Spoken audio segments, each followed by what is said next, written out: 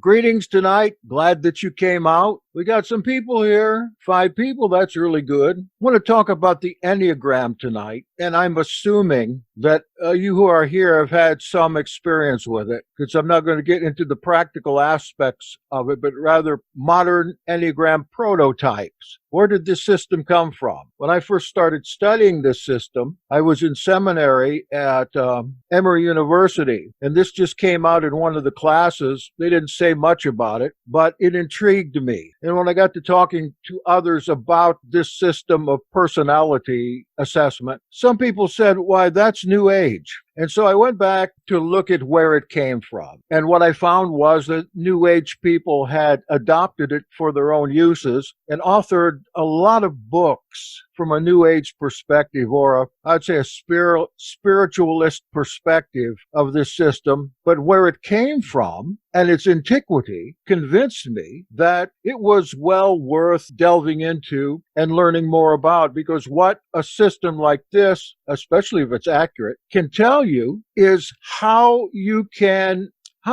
manage yourself to work with people of a different personality type. Certainly you've noticed in your own life that certain people you just can't get along with no matter what you do. And you wish sometimes, especially if these people are close, that you could control them more. How many people have said to you when you were counseling, if I could only control that person's action? That attitude is one that causes marriages to fail, relationships to fail, because one person simply can't control another person, unless, of course, the other person is a dependent person. However, the person that one can control is oneself. And if we understand ourselves better, and we need to relate to other people in a particular way where they will respond, then we learn how we can change our own behavior in order to accommodate other people in opening up to us and perhaps listening to what we have to say for a change.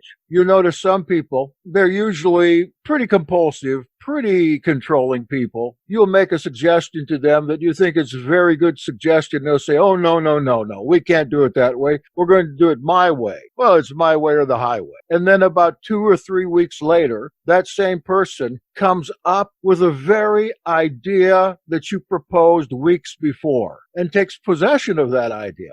That's something that we can learn how to do when we're dealing with controlling people, for instance, or we're dealing with bosses or authority figures. We won't get much credit for what we discover, what we add to a situation, but we are able to plant the seed so that later on our idea can come to fruition. In 1307, we first get the Enneagram diagram, 1307. In this work, this Enneagram-like figure, this 9-sided figure, is drawn with 9 points clearly presenting 9 vices surrounded in a circle. Understand that Enneagram personality types, the foundation for these types are not virtues, but vices. When translated into English, the 9 vices are pretty commonly used terms in Enneagram studies even now: anger, envy, pride, lust, avarice, gluttony, sloth, deceit,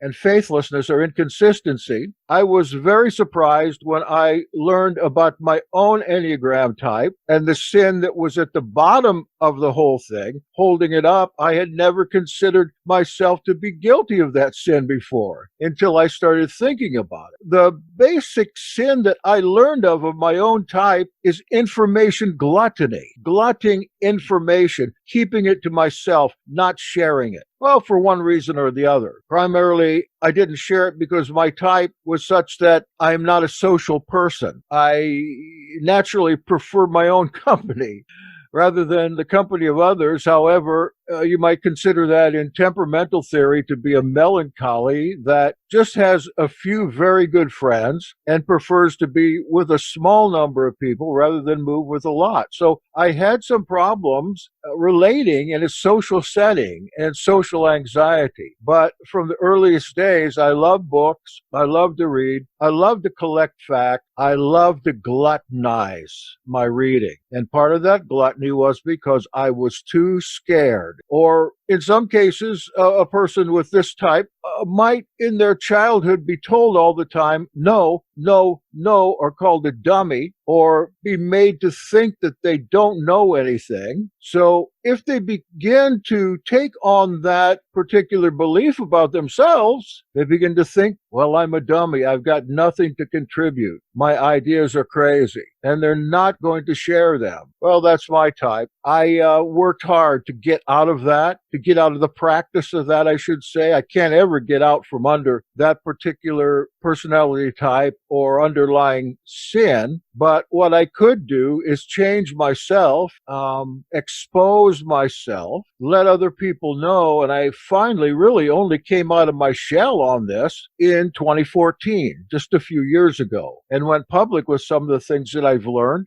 because I finally realized that there were some people that wanted to learn the same things but didn't have the opportunities I did. So you might be thinking right now, what is this? I really haven't heard of it, although we should all be somewhat familiar with it. The Enneagram is a powerful tool for personal and collective transformation. You can transform yourself, you can transform your group through it. It stems from the Greek words ennea, which means 9, and gramos, which is like a letter or a written symbol. This 9-pointed Enneagram symbol represents 9 distinct strategies for relating to yourself, for relating to others, or relating to the entire world. Each Enneagram type has a different pattern of thinking, different pattern of feeling or acting, arising from a deep motivation, deep inner motivation, or a worldview. Learning about these patterns, it helps foster greater understanding through a universal language that transcends gender, religion, nationality, and culture. While we're all unique, we share common experiences. Those of us that have been studying this for the last 4 years and have used it, we can,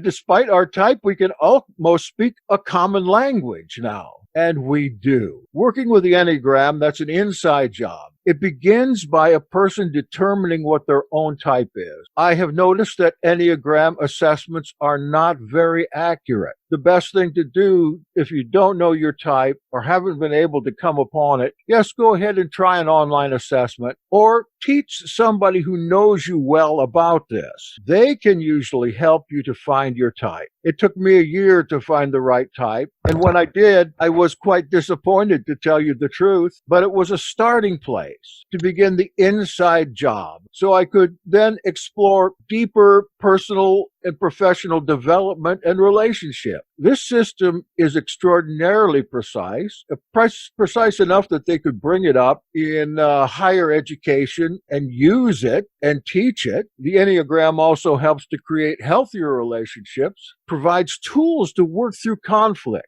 In my long marriage, we used the Enneagram successfully to deal with each other and to deal with others that we found difficult. And my wife and I were quite different types. We were 2 different types that usually are going to stay away from each other or have conflicts, but we seldom did, because through the work of the Holy Spirit, we could use the Enneagram to solve these conflicts.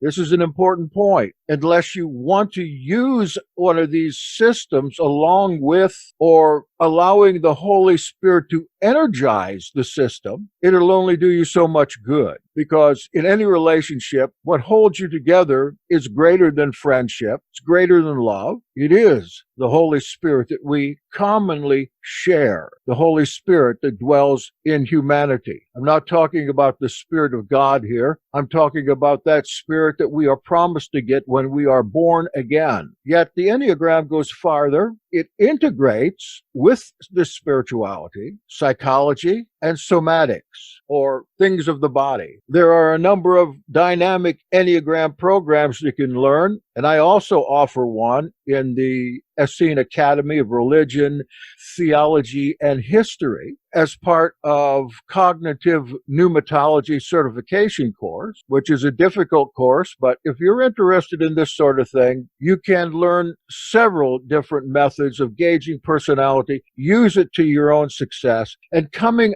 out of your own shell. Now, we have put a claim on the literature of Middle Judaisms. And that's where I want to start tonight with the Qumranians.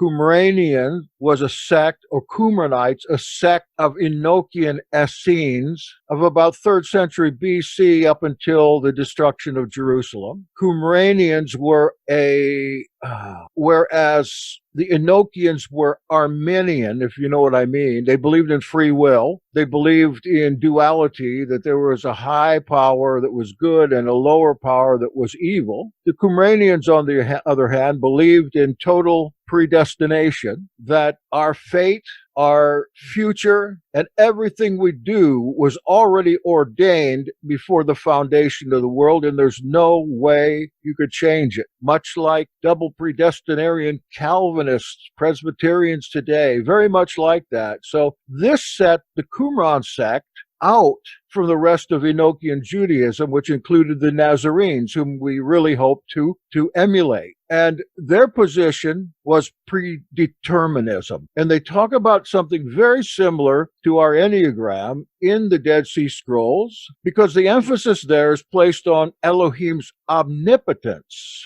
an all-knowing, in order to guarantee that the universe, the cosmos, will not be torn apart by its dualistic structure. The emphasis overshadows the autonomy of the human, or the freedom of the human will. At the beginning of creation, we are told, Elohim fixed the times and seasons of history. Let me read from 1Q Habakkuk. What will I be able to say which is not known? What will I be able to declare which has not been told? Everything has been engraved in your presence with the stylus of remembrance for all incessant periods in the eras of the number of everlasting years and all their predetermined times. Oh my, that sets it out pretty specifically. Nothing will be hidden. Nothing will remain away from your presence. That is, from the very beginning to what the scrolls call the great day of the great battle. All human events have already been preordained since ancient time. Everything is predetermined. Events have to happen and would happen at their appointed time. Within the sects of Middle Judaism, this type of determinism was pretty much accepted. We don't know too much about sectarianism at the time of Yahshua.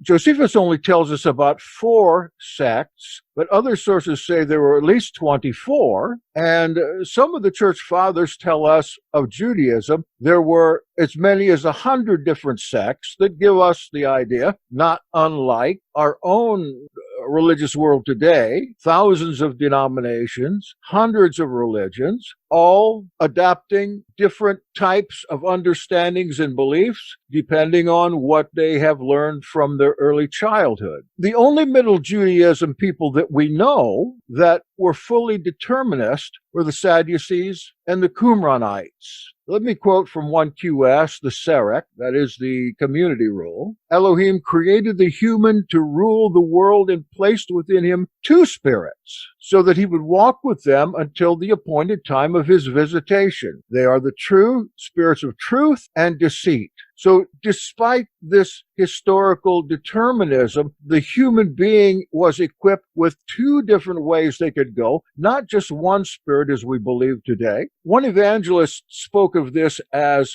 2 dogs within us, always fighting. And in more popular vernacular, we're told about 2 different angels, one on either shoulder, telling us what to do, and we do only what we give ear to. On one shoulder is truth, one is deceit. Continue in the quote. In these 2 spirits of the natures are the natures of all the sons of man, and in their 2 divisions, all their hosts of their generations have a share. In their ways they walk, and the entire task of their works. They all fall within their divisions according to a man's share. Keep that in mind, the man's share. We'll find something very similar to that a little later. Whether much or little, in all the times of eternity. So the destiny of each individual is not simply just affected by cosmic dualism. but entirely depends on dualism. It's Elohim's dualistic creation that determines the party to which each individual belongs. Everything depends on the allotted quantity of evil versus good spirits, the individual having no control whatsoever over Elohim's decision, only control over which spirit he will listen to. The Qumranites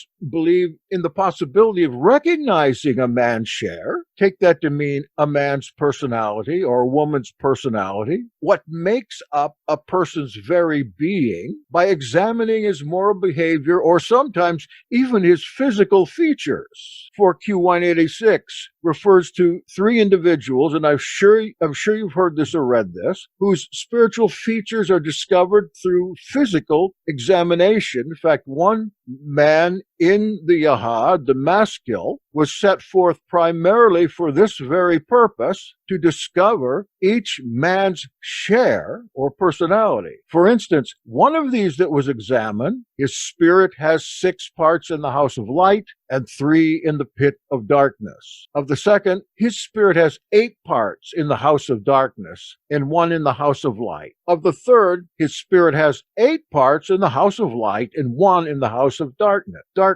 Now, this is an enlightening text. Not only is no individually totally good or totally evil, but there's no balance between the two forces. The uneven number of spirits, that is 9 here, makes such a tie impossible. In this way, one could justify the sins of the righteous without contradicting the general theory of cosmic dualism and individual destination. Dualism, by that I mean a good power and an evil power. The sins of the righteous are caused by the portion of evil that is within the righteous person's heart.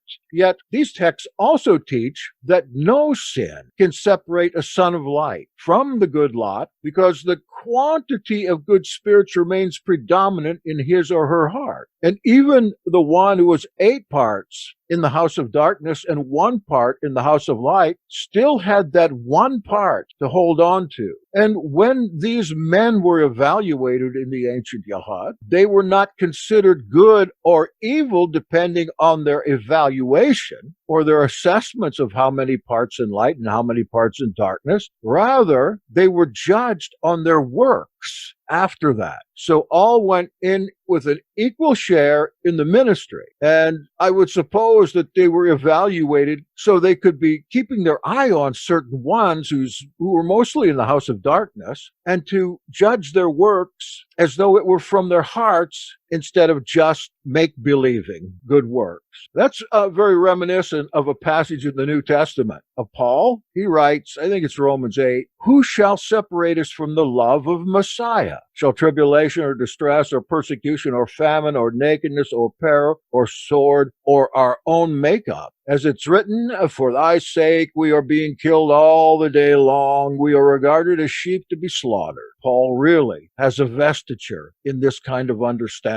But he says, no, in all these things we are more than conquerors through him who loved us. For I am sure that neither death, nor life, nor angels, nor principalities, nor things present, nor things to come, nor powers, nor height, nor depth, nor anything else in all creation will be able to separate us from the love of Elohim in Messiah Yeshua, our Master. Oh, if you could read that in Greek. It is like a scientific treatise. It really is. But we can see in that passage in particular that Paul has, besides this, many other characteristics in common with the Qumran sect. For those who are of the chosen, or the Bakarim, as you'll read in the books that I write, I use that term, the elect, those who chose and were chosen. Committing a sin is like losing a battle. It doesn't mean losing the war. We like to say something like that. Well, I've lost the battle, but we know who wins the war. For after losing the battle, Elohim will never deny assistance to one of the members of Michael's party, one of Israel, one who keeps his commandment. Again, from the Serach, due to the angel of darkness, all the sons of justice stray, and all their sins, their iniquities, their failings, and their mutinous deeds are under his dominion in compliance with the mystery of Elohim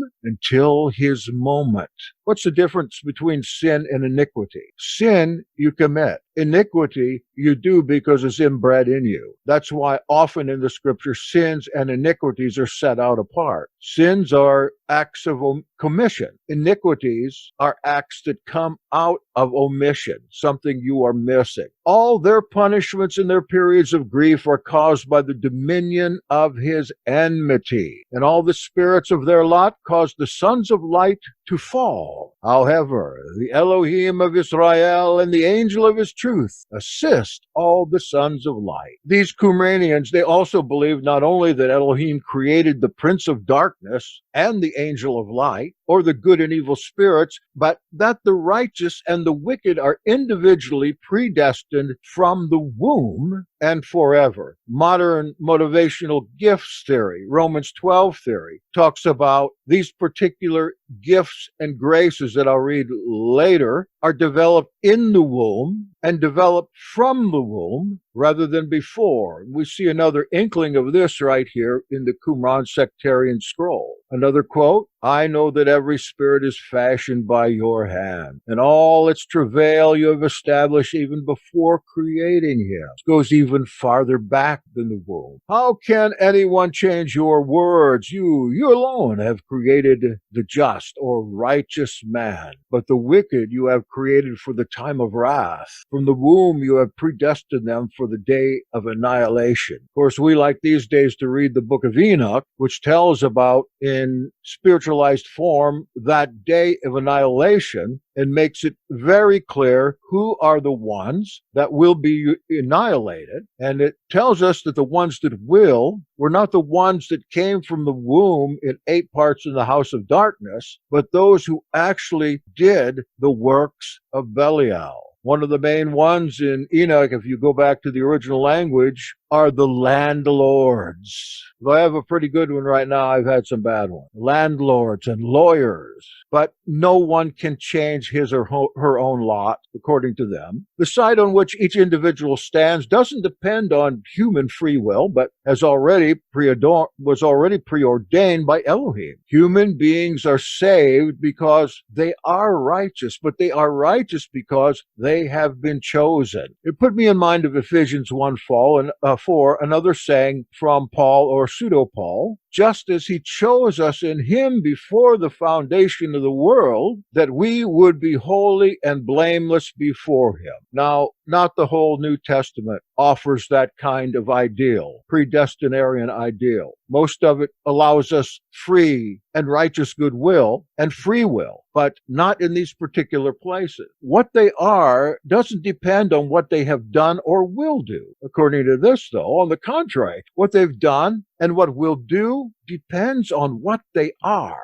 And what they are is totally out of human control because it has been preordained by Elohim. There is a contradiction here in these writings. I quote, the freedom given to man is not to choose where to go, but to discover where he is. For the members of the community, this is not a matter of regret, but joy. They are the beloved ones, and nothing can separate them from God's love. We get this developed further in Paul, which I mentioned before, Romans 12, where we get the idea of motivational or charismatic gifts. The passage from Romans 12, verse 3 and on, gives us 7 charismata. And I wish I could find one Bible that's translated correctly in this case. I have spent a long time retranslating this for my own studies so I could see precisely what Paul is talking about here instead of just the general words that the translators use. I'm not going to get deeply into that. I'm only going to show you what a few of these words mean as I go in because they're important. For by the grace, in verse 3, that word grace, it's overused. It's taken on a different meaning in our day than it meant in King James' day. The word is charis. It means favor. It doesn't really mean grace. We see grace as some kind of an ointment poured down upon us in our walk of life from heaven to make us feel like we are part of something. But actually, this again means favor, something given to me, according to Paul, by the grace, the charis, the favor given to me I bid every one among you not to think of himself more highly than he ought to think, but to think with sober judgment, each according to the measure of faith that Elohim has assigned him. Look here again, a predestinarian idea. This faith is not something built up in heaven, according to Paul, but like the favor that's given, this faith has been assigned to him, given to him, according to Paul. For as in one body we have many members, and all the members don't have the same function. So we, though many, are one body in Messiah,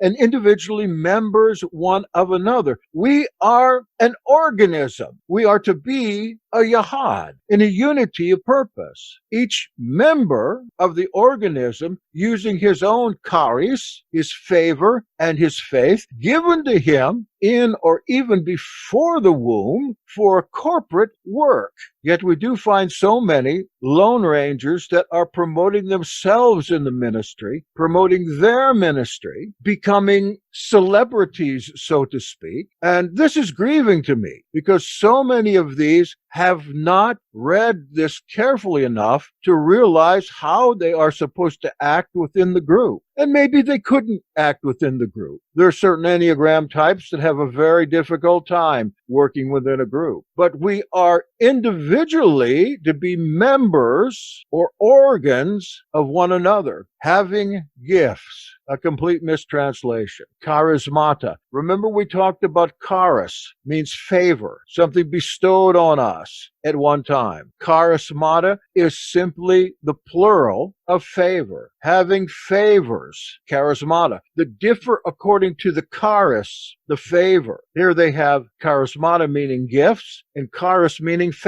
grace. Gifts and grace. Neither one of those words are right. When we talk about charismatics with their very astounding spiritual gifts, we are not talking about charismata, but we call them charismatics.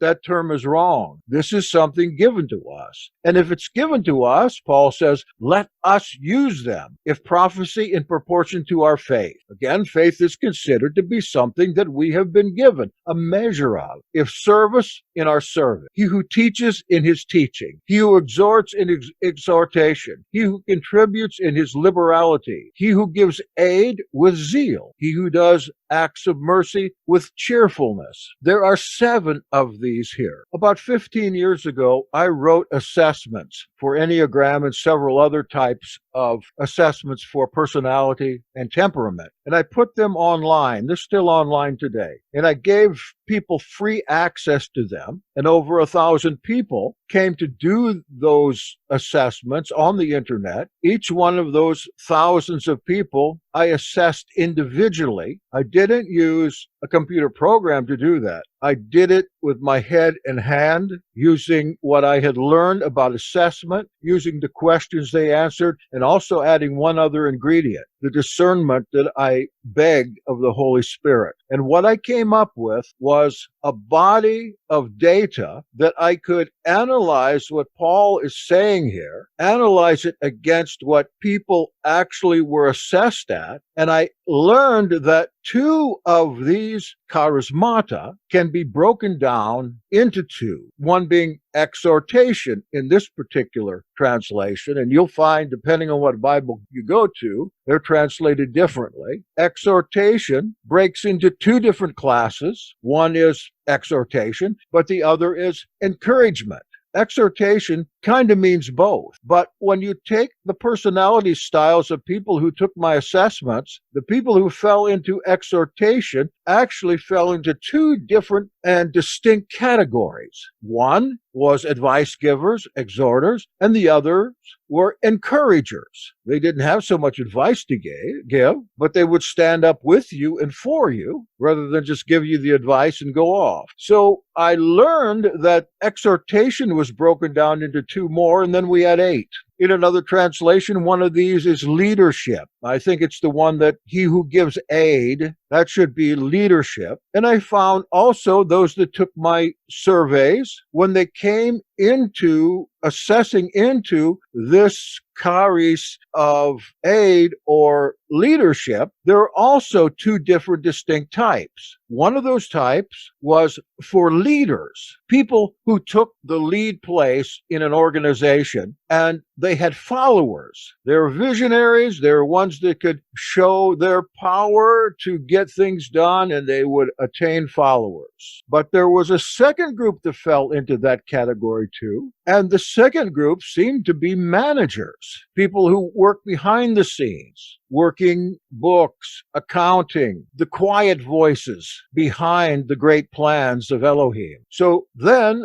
these 7 went to 9. And then the next thing I discovered, I tried to correlate temperament, Enneagram, and these Roman 12 charismata, and I found that they did, one to another, have a direct, comparison one with the other, and they could be placed on top of each other and made to give an assessor an entire picture of a person's personality in many different aspects of their being. And I worked on that for a long time, and I have all the documentation and everything for it. Someday, maybe when we learn a little about the Enneagram, we can take that up, and people that are interested can do some research based on mine. So in sum, for that passage, we are given a 7-fold system of assessing favors, charismata. These seem to come about through the gestation process. I would question whether we exist before the gestation process, before conception. I haven't got my mind made up on that yet, but that these are not random, but they originate in the plan of Elohim for an individual. Undoubtedly, Elohim has a plan, but I'm not one to think with the pagans that there is a storehouse full of souls up there someplace. And when a child is conceived, that a soul is brought down from heaven by an angel and placed in that fetus. And they existed before as a child somewhere up in paradise. That's a little hard for me to understand. Yet these charismata are to be used in conjunction one with the other as arms, legs, and brains of one body, one organism. And this is one reason why I thought I would try to start this Yahad ministry back in 2005. I thought, can we find gifted spiritual people who will bind themselves to let their own personal desires for fame go and rather work in the unity of Yahad to bring forth an even greater work? Now, I had a hard time with this personally because I'm just not a people person. I got to admit it. And I had a hard time in small groups in seminary. After a bachelor's degree of 4 years, I took 4 years of seminary, then 1 more year. And during that time, a person that is going into divinity is constantly supervised and assessed. Constantly. It becomes overbearing, especially for the private person or the individualist. It is very hard to work in that situation because you got a number of different people assessing you as you sit in a group of people you may or may not know. And if you're quiet, what I have seen is that assessors will usually assess you low because you're not a natural socialite in those situations, just because you don't talk a lot. And they'll assess the big talkers like type 7s very high because they're naturally social people. So how can those type 7s quell themselves a little bit and say the type 5s and 2s come a little bit more to the fore and make a pact to be an organism and work toward a greater goal with hopefully all the arms and legs and organs and brains all working together to bring forth, in this case, the restoration and amelioration of all creation. Well, now as another aside, I'll say we have tried this with over 20 people that have come in and said that they wanted to do this kind of ministry and they wanted to be a professional minister in it. And then for one reason or not, usually the reason that they wanted to go on their own, that they could not work within the confines of a group, or were looking to goals that they wanted for themselves that went on through and out the other side. People say, aren't you sad about losing all those people? And to tell you the truth, that's the way the system is ordered. That's not what we're trying to do. And there are several people on YouTube building up their personal ministry right now that's been through the Yahad. They got trained through the Yahad. They listen to us. They've been guided by us and supervised by us, who just decided, now that I've got this, I'm going to go on my own, and I'm going to become, in a couple cases, a famous Bible exegete on YouTube, when there's something much greater to be had. One person can only do so much. But the group, at least Paul says, the organism, the Yahad, you're supposed to be able to do so much more in the kingdom. And in fact, just in the last 3 years, we have accomplished a lot. Someday we can talk about that. I'm going to go on now from Paul to the Desert Fathers, and one in particular, Evagrius Ponticus. This was a hermit.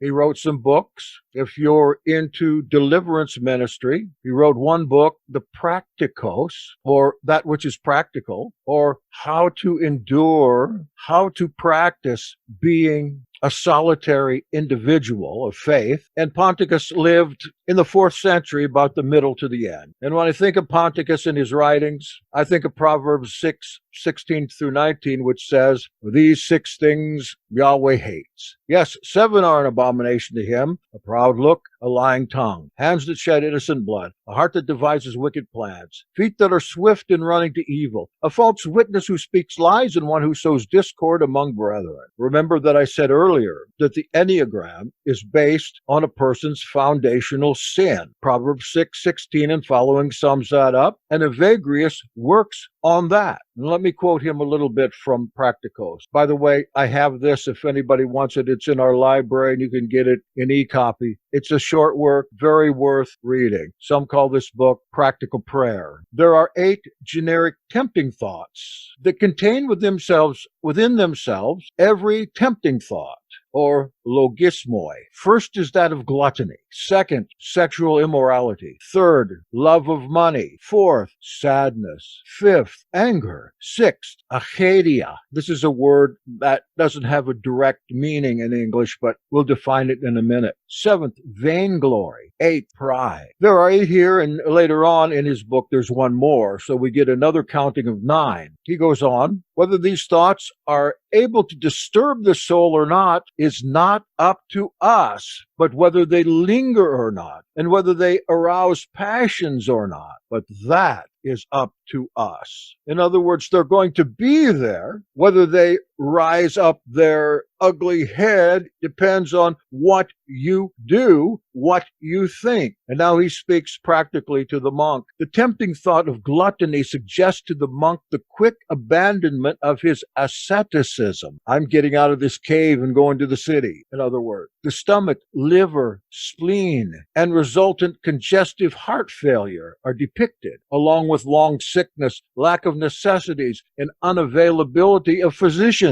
It often leads him to recall those of the brethren who have suffered these things. Sometimes it even deceives those who have suffered from this kind of thing to go and visit others who are practicing self-control, to tell them all about their misfortunes and how this resulted from their asceticism. In other words, they want to go to a brother that is pretty well adjusted and complain about what's happened to them as a result of them being hermits. Next, the demon of sexual immorality compels desiring for different bodies. Especially violently does it attack those who practice self-control so that they will cease, as if achieving nothing, contaminating the soul. It bends it down toward these sorts of deeds. It makes it speak certain words that then hear them. It makes it speak certain words and then hear them, as if the thing were actually there to be seen. There's an enlightening book called Porneia that I purchased that talks about the sexual and family practices of people in the Roman Empire from about 100 BC to 400 AD.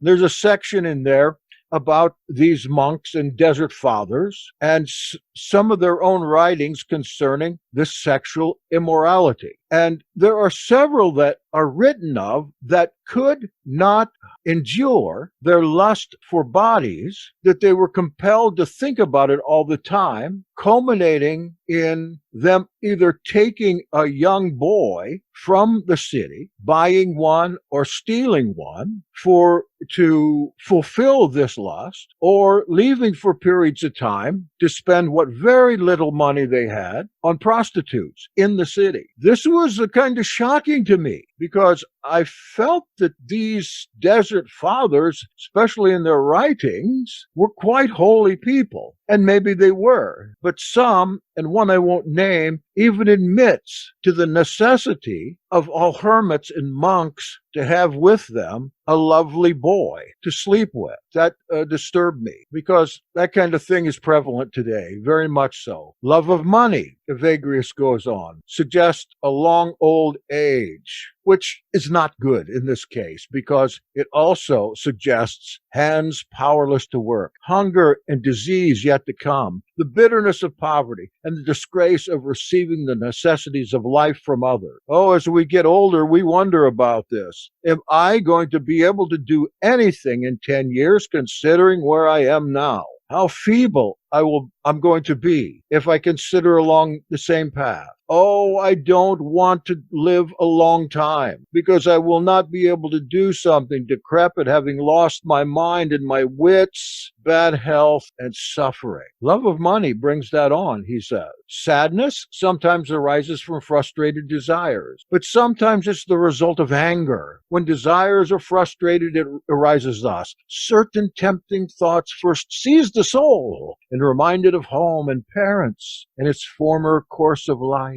When they see the soul following them without resistance, dissipating itself in mental pleasures, they take and baptize it in sadness, since it is the case that these earlier things are gone and cannot be recovered due to the monk's present way of life. Then the miserable soul, having been dissipated by the first tempting thought, is humiliated all the more by the second. It turns out that these are the very demons and sins upon which, I should say iniquities actually, upon which this 9-point system is founded. He goes on, anger is the sharpest passion. It's said to be a boiling up and movement of indignation against a wrongdoer or presumed wrongdoer. Reminds me of a poem that I read on Dear Abby years ago. Anger is a feast. Have you heard that poem? It ends up that you end up only eating yourself. This is what Evagrius is talking about here. Anger causes the soul to be savage all day long, but especially in prayers, it seizes the nous, N-O-U-S, meaning the mind, reflecting back the face of the distressing person. Then sometimes it is lingering and is changed into rancor. Thus it causes disturbances at night, bodily weakness and pallor, and attacks from poisonous beasts.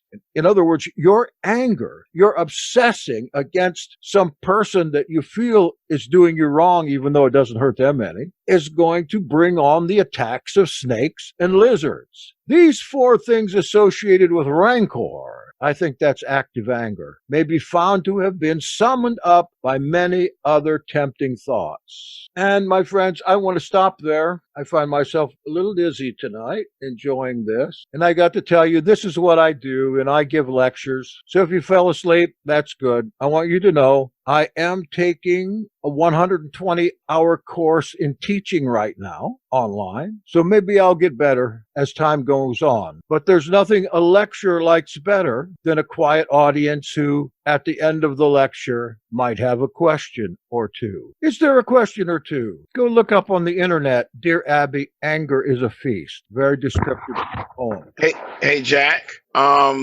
Did you put the link up for the assessment? Yeah, they're on the, there are Enneagram assessment links, veroyahad.org. Click on docs. You'll find a header that says assessments. There's maybe 2 or 3 of them there. The best way to do it is to have a book or an internet page that has descriptions of these. I have one up on mine that's really good. And just go through them and read them. You should be able to tell pretty much which one you may be. And I found it helpful to read in each category the growing edges. That is to say, not the good points, but the weak points. points. I think it's easiest to tell which one you are just by reading the weak points and considering honestly your own weak points and going from there. You want the page? I'll give you a page. Yes. Okay. If you can't put it in the chat. It's coming. I've taken that assessment twice already.